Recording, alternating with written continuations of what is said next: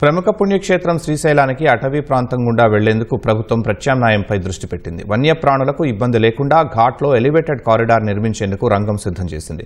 కీలకమైన అటవీ ప్రాంతంలో 86.74 కిలోమీటర్ల మేర వంతెనపై వెళ్లే హైవే నిర్మించాలని అధికారులు నిర్ణయించారు. ఈ ప్రాజెక్టుకు 18,500 కోట్లు ఖర్చవుతుందని అంచనా వేశారు. దీనివల్ల వాహన రాకపోకలు వేగంగా సాగుతాయని భావిస్తున్నారు. ప్రముఖ పుణ్యక్షేత్రమైన శ్రీశైలానికి భక్తులు రావాలంటే ఆంధ్రప్రదేశ్ మొత్తానికి దోర్నాల ఒక్కటే మార్గం. రాష్ట్రంలో ఎటువైపు నుంచి అయినా వాహనాలు దోర్నాలకు రావాల్సిందే.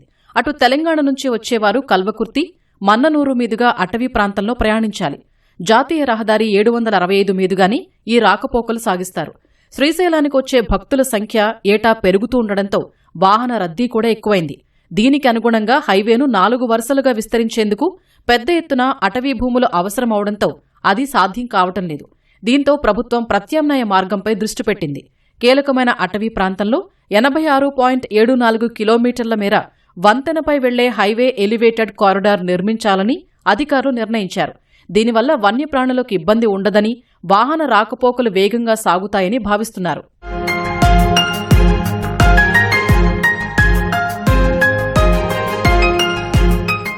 శ్రీశైలం వెళ్లే ఘాట్లో నల్లమల అటవీ ప్రాంతం, Amrabad tiger reserve, Nagarjunasagar, Srisailam tiger reserve ప్రాంతాలున్నాయి. దీంతో ఆయా ప్రాంతాల్లో తెలంగాణ పరిధిలో 45.35 కిలోమీటర్లు, ఏపీలోని 41.39 కిలోమీటర్లు కలిపి మొత్తం 86.74 కిలోమీటర్ల మేర ఎలివేటెడ్ కారిడార్ నిర్మించనున్నారు.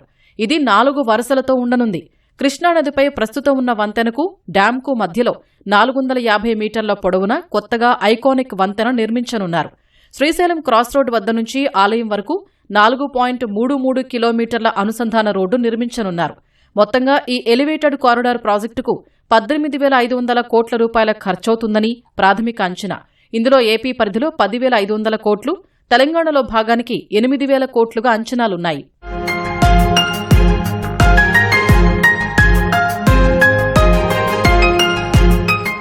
తెలంగాణ వైపు ఎలివేటెడ్ కారిడార్కు చెందిన ప్రతిపాదనను కేంద్ర రహదారి, రవాణా, జాతీయ రహదారుల మంత్రిత్వ శాఖకు చెందిన అలైన్మెంట్ అప్రూవల్ కమిటీ వద్ద చూపారు. ఈ కారిడార్తో పాటు ఏపీ పరిధిలోని కారిడార్ కలిపి నిర్మించాల్సి ఉన్నందున ఏపీ నుంచి కూడా ప్రతిపాదనలు ఏసీసీకి అందజేసేందుకు సిద్దమవుతున్నారు. ఏపీ పరిధిలోని ఈ కారిడార్ అలైన్మెంట్పై అభిప్రాయాలు, సూచనలు తెలపాలంటూ అటవీశాఖను ఇటీవల జాతీయ రహదారుల అధికారులు కోరారు. అటవీశాఖ ఏం చెబుతుందో చూసిన తర్వాత అలైన్మెంట్ను మోర్తుకు పంపనున్నారు.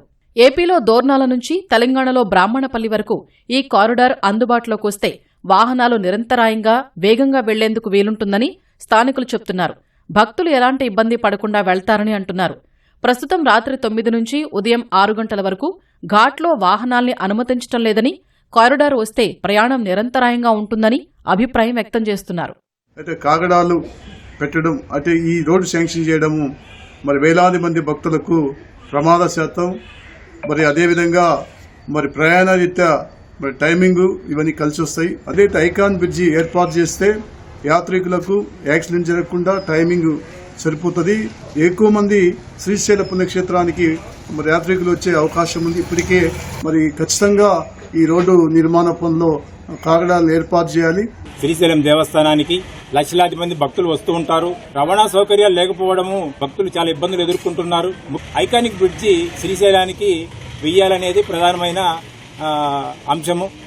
ఏదైతే ఐకానిక్ బ్రిడ్జి వేయటం వలన దర్శనం కూడా తొందరగా చేసుకుని వాళ్ళ గమ్యస్థానానికి వెళ్ళిపోవాల్సి వస్తుంది. ఇది లేకపోవడం వల్ల ఏమవుతుందంటే వాళ్ళు ఇక్కడ నైట్ స్టే చేయడం వల్ల అదనంగా వాళ్ళకు ఖర్చు పెరుగుతూ ఉంది భక్తులకు. ఈ రకంగా ఐకానిక్ బ్రిడ్జిని కూడా మరి ఆ రకంగా చొరవ తీసుకుంటే దానివల్ల తొందరగా గమ్యం చేయడానికి కానీ భక్తుల దర్శనాలు, రాకపోకలు కూడా పెరిగి ఉండి ఆదాయం పెరుగుతుంది. దాని ద్వారా ఏమవుతుందంటే స్థానికంగా ఉన్నటువంటి ప్రజలకు వ్యాపారాలు కూడా పెరిగి ఉపాధి అవకాశాలు కూడా పెరుగుతాయి.